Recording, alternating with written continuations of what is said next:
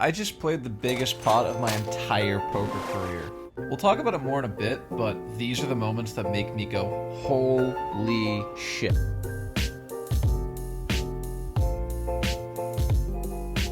Let me set the scene for you.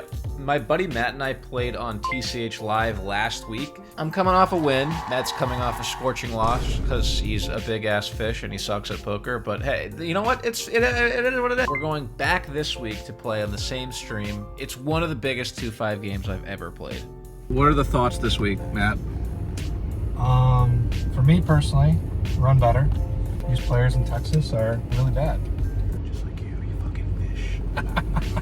I guess my only thing is, I just want to play good. I'm going to make the nuts like 6 times tonight. Yeah, that's a pretty good strategy, luck box. Thanks, Fish. We buy into the game for 2,000 bucko. We drew for seats, and I was hoping, okay, let me get seat 7. Some guy pulled first. He took number 7. Fuck! Okay, now I'm hoping to get 8. Right after I said this, some other guy selected, and guess what he pulled? Second one. Second one? This is just not good news.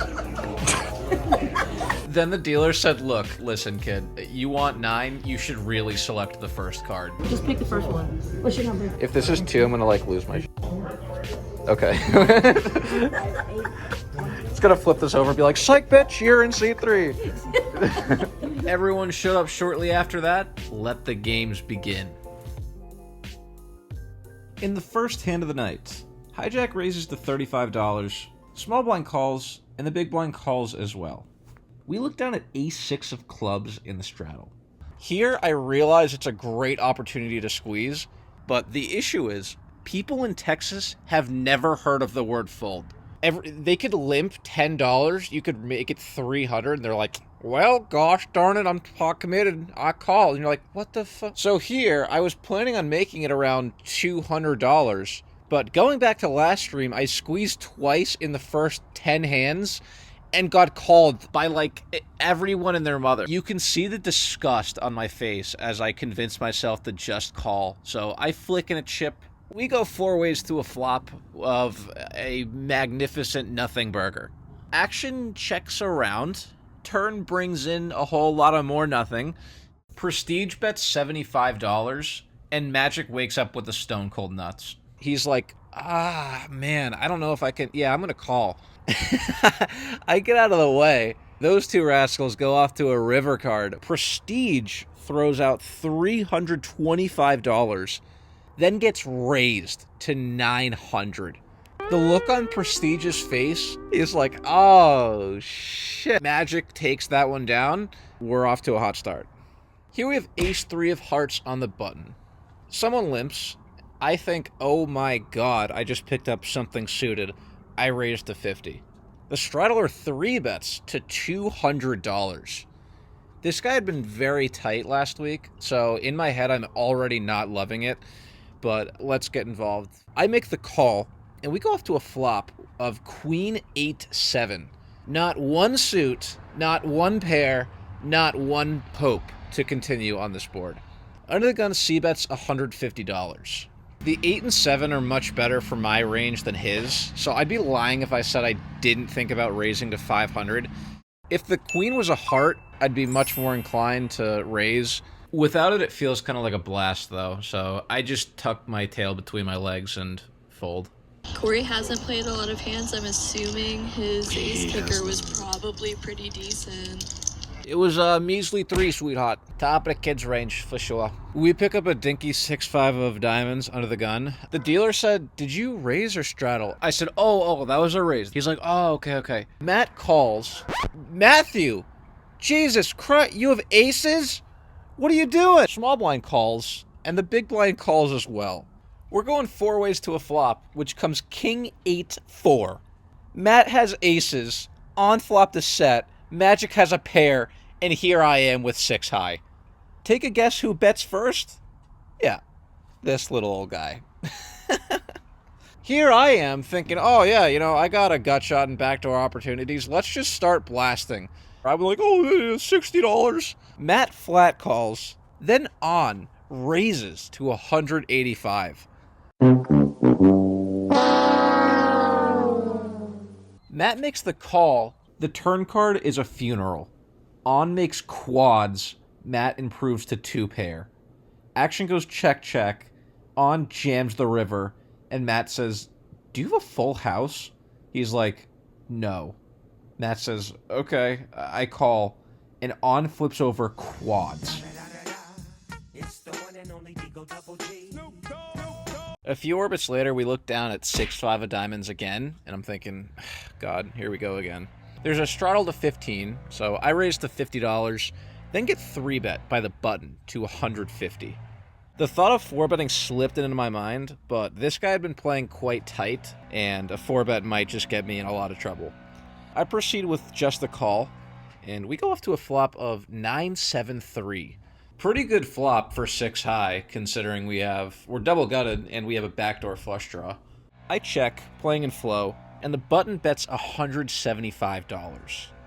This board is much better for my range than it is for his. I could have all the sets, I could have 9s, 7s, 3s, and he could realistically only have 9s at some frequency. He might even just flat that, considering I was, early position. That means if I check raise, I can get a lot of hands like ace high, king high, stuff I'm losing to fold. But even if he has an overpair, there are a lot of turn cards I can continue applying pressure on. I look down at my stack and think, what do we got going on here? I pick up my chips, I'm like 2,000, 25, 35, 26, 4. Total count seems to be a lot of money, USD, and all of it's going in by the river. I check raise to $500. The button snap folds. Whew, this one gets through. I thought this was going to take 2 or 3 streets, but luckily we face no resistance here. Slowly crawl back towards the even mark. It was at this point where the pulse of my cards decided to drop dead. It got so bad to the point look, let me just show you. I went back and watched every hand of the entire stream. Here's what I was dealt all night. Red equals 1 time, yellow I got it 2 times, green I got it 3 times. 10-4 off is really a zinger. For reference, here's a decent opening range. Here was my cards. Opening range cards. Opening range cards. If you had to build a house based on the quality of cards I was dealt pre-flop, I'd be living in the fucking projects. Here, the low jack raised to 35, the button small blind called. I look down at jack 4 suited. You can see me reach for chips. Instinctually, I want to call, but I'm like, up, up, up, up, up, up. My opponents had ace, jack, and kings. We dodge a bullet. Here, I wanted the 4-bet with king 10 off. You can see me snap back to reality and be like, oh, I fold. My opponent had aces, so that definitely would have worked out. Then here's a fun one. We're playing 2-5-10, and the button raises to $155 with $100 behind. I look down at the prettiest hand I've seen in hours, and I have to fold. I'm like, what the fuck? After 3 hours of folding dog piss, I just take a big deep breath. I'm like, but whatever, it's part of the game. All right, fear no longer. We actually pick up a hand. Pocket 7s and the low jack. Surprisingly, there's no straddle this hand, so I raised to $20. As soon as my chips hit the felt, just... The stream was having some glitching problems. I don't know what that was, but... The button 3-bets to $60. I've picked up a hand maybe 4 times in what feels like 3 centuries, and every time this guy's 3-bet. He's not even doing it light, either. It's like the poker gods are conspiring. I'm being set up. The big blind cold calls. Usually this would be concerning, but to be honest, this guy's VPIP was higher than Snoop Dogg on a Wednesday, so I didn't really pay it much mind. Plus, it gives me a much better price to see a flop. We go 3 ways to a flop of not much. Action checks the pre-flop raiser, and he quickly checks it back. Seems to be done with this hand. So we go off to a turn card, which comes the 8 of spades. Introducing a backdoor flush draw, big blind now bets $65. I'd say Corey with the gut shot here is going to be calling.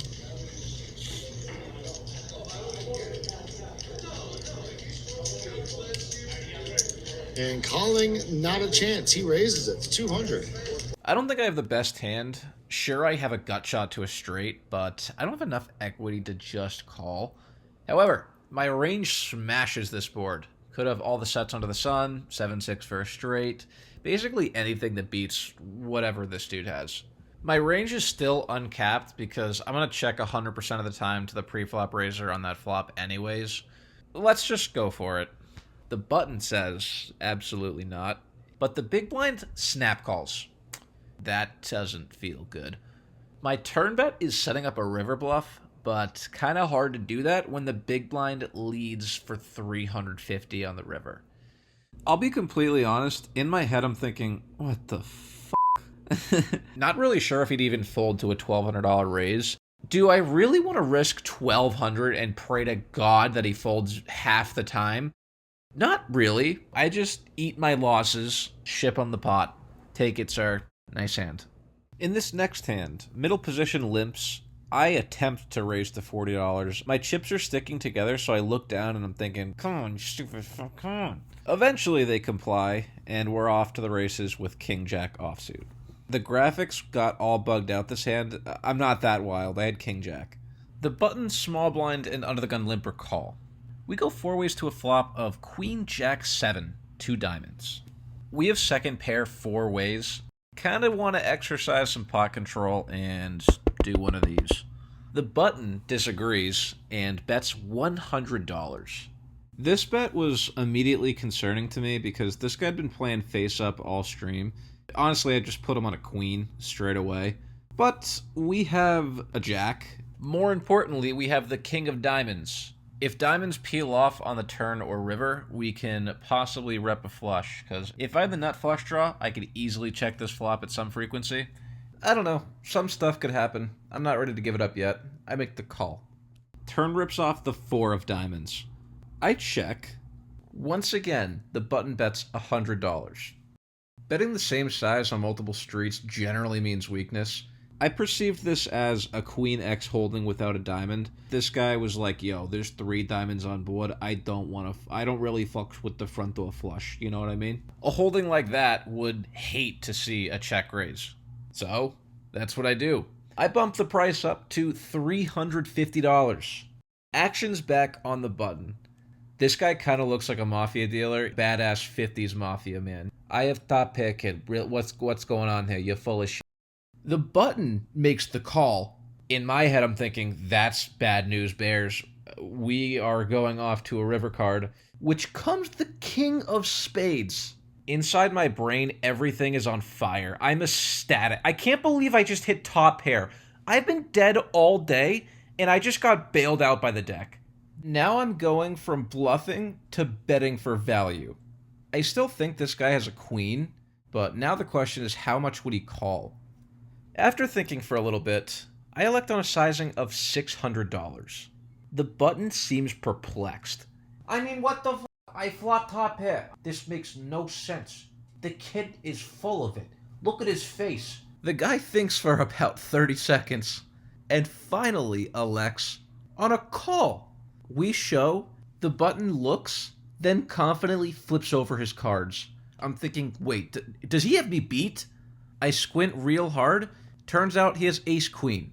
Phew! The way he flipped it over, I really thought he had the winner, and I just value-owned myself. Thank goodness we take this one down. We have won 2 pots all night, and somehow managed to squeak into the black by a margin of $400. The very next shuffle, I look down at ace-queen offsuit. I'm thinking, yes! Oh my god! Someone limps. I raise to $40. The cutoff calls. Then, long behold, the guy that's been 3-betting me all night, yeah, he bumps it up once again. Is this personal, dude? Do I suck that bad at poker? Then the small blind cold calls. This guy's been 3-betting me every hand I play, but he hasn't been playing that many hands. He's been relatively tight all night, which led me to believe that he was just genuinely picking up hands when I was. I think he thinks I'm a pretty good player, and I think he's a pretty good player, so I think that he knows that I know that there's this level of underlying respect between us. He's like, bro, I'm not trying to fuck with you, and I'm like, I know you're not trying to fuck with me, but like, are you fucking with me here? And he's like, no, dude, I'm not fucking with you. I think 4-betting as a bluff is fine, especially with all the dead money, but I got bad vibes, so I after thinking about it for a little bit, I just fold, and my god, am I being set up tonight. He had kings. There have been a half dozen bear traps ready for me to just crumble. Found the fold button, avoided catastrophe. We squeaked by with a minor loss of 40 bucks. That was the end of the stream, but stay tuned for a few more hands. I went home, relaxed for a bit, thought to myself, wow, I won 2 hands and somehow profited on the day. That is a blessing. Then returned and played 2-5.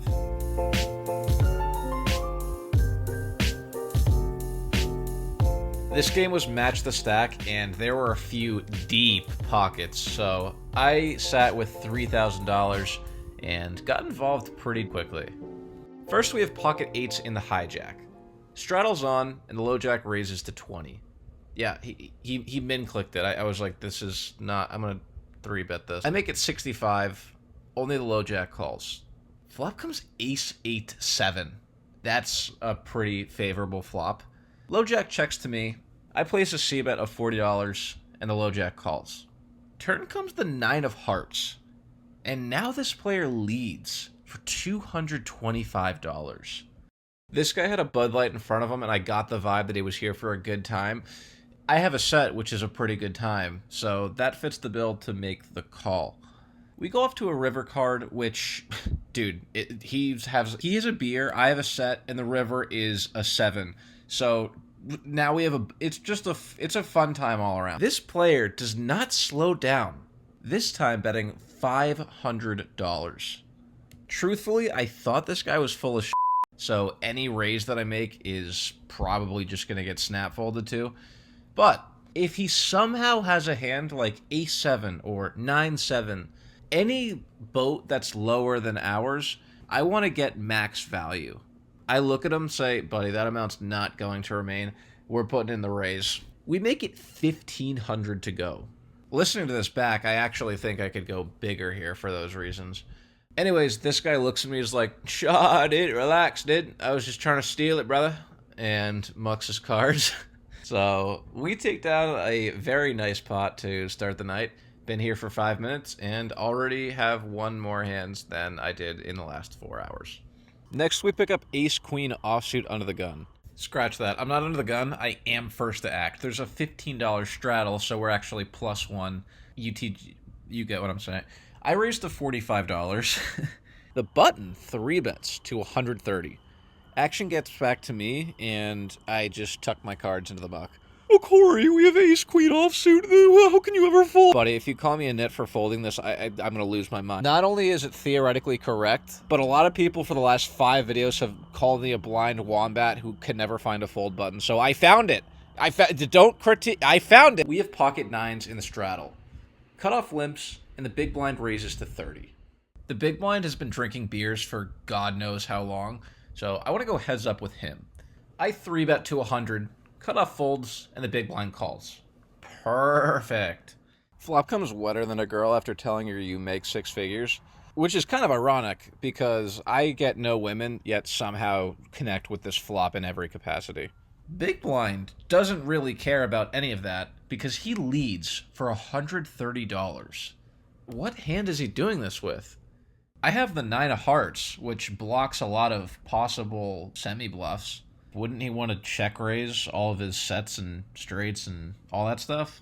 Honestly, I don't know what this guy's thought process was, but I don't know if he knew either. Kind of just presented with 3 options, fold, check, bet, and he randomly clicked a button, and now we've arrived with $130 in the middle. So for that price, I am going nowhere. See you on the turn, my good friend. It peels off the 5 of clubs. Big blind slows down and checks to me. Well, we now have a straight, which is a pretty good hand, and when you have good hands, you generally want to bet them. In the moment, it felt like he was really weak, so I didn't want to bet as big as I normally would and scare him off. Eventually, I settle on a half-pot bet of $250. The big blind immediately check jams $2,700. I nearly snap-called, then went, whoa. Can I get a count? The dealer starts counting the chips, and I'm in shock. I have a straight, but my God, what did he even jam? If he somehow has 10-9, which we double block, I'm going to be sick. However, I think he'd just continue betting the turn with that hand, because I'll have a lot of flush draws and 1-pair holdings that check back and want to see a free river. Plus, I'm at the stone top of my range. Enough analysis. There's really nothing to be said here other than I have a straight. I can never fold. If we're somehow drawing nearly dead, well then we'll swan dive off that bridge when we cross it. I shrug and make the call. I ask him, can we run this twice, please? It's just a big pot. I don't really, like, we could, whatever you want. Let's go twice. And he's like, fine, let's go twice. I'm like, okay, cool, twice. With over $6,000 in the middle, we go off to 2 rivers. If I win this, I will be by far up the most I have been in Texas. And if I lose, I need to find the nearest church and get on my knees. Rivers come brick, and the opponent has queen 5 offsuit. We scoop a pot of over $6,000. I'm in what just happened? Just imagine his internal conversation before he jammed all in. His brain is like, dude, Corey is never folding. You are going to lose all of your money. Don't even try, because if you jam, there is a 0.0000001% chance that he folds. And this guy is just like... So you're telling me there's a chance? Yeah! I'm all in! And then he jams, gets snap called, and loses $3,000 in luxurious fashion. In all sincerity, he's a really nice guy. He was drunk. I really don't blame him. We'll obviously take it. Quite a funny story and a special way to take down the biggest pot of my poker career. Dude, if you're watching this, I didn't catch your name, but next round is definitely on me.